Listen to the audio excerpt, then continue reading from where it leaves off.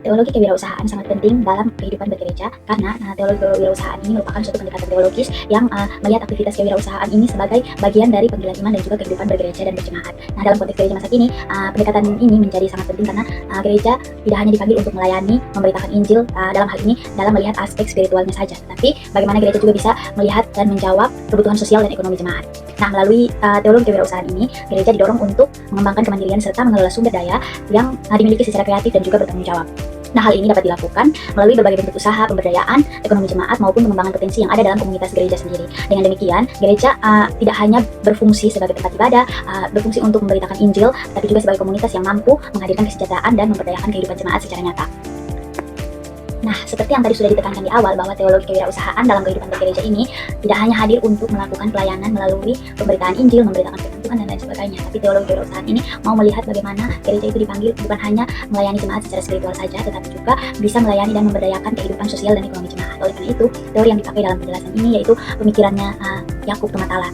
Dia menekankan konsep entrepreneurship yang tidak terbatas pada ranah ekonomi atau bisnis kewirausahaan berorientasi profit atau pengusaha di perusahaan. Jadi dia menggunakan konsep entrepreneurship ini dalam hal ini merujuk pada hal rohani untuk bagaimana memberdayakan dari bisnis konvensional.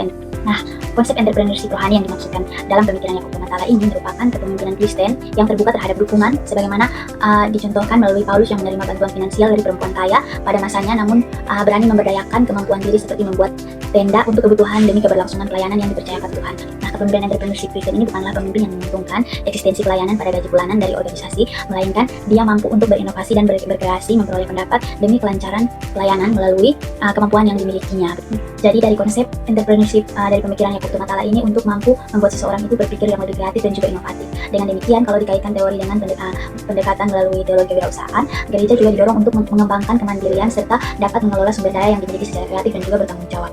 Nah, hal ini dapat dilakukan dalam berbagai bentuk usaha, seperti pemberdayaan ekonomi jemaat maupun pengembangan potensi yang berfungsi sebagai tempat ibadah, tapi juga sebagai komunitas yang mampu menghadirkan kesejahteraan dan memberdayakan kehidupan jemaat secara nyata.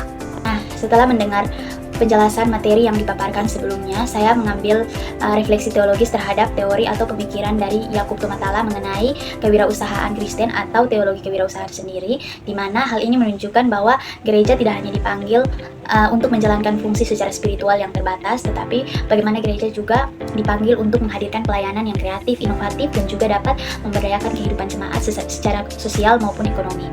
Nah, dalam konsep yang dikemukakan oleh Yakub Tumatala mengenai entrepreneurship Kristen ini, dia menegaskan bahwa iman Kristen kepada Tuhan itu menjadi dasar untuk keberanian dalam mengelola potensi, menciptakan peluang, dan juga menghadirkan kesejahteraan bagi komunitas sekitar.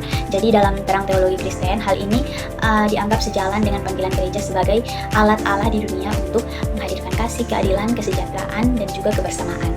Dengan demikian, teologi kewirausahaan gereja bukan hanya sekedar bentuk pelayanan yang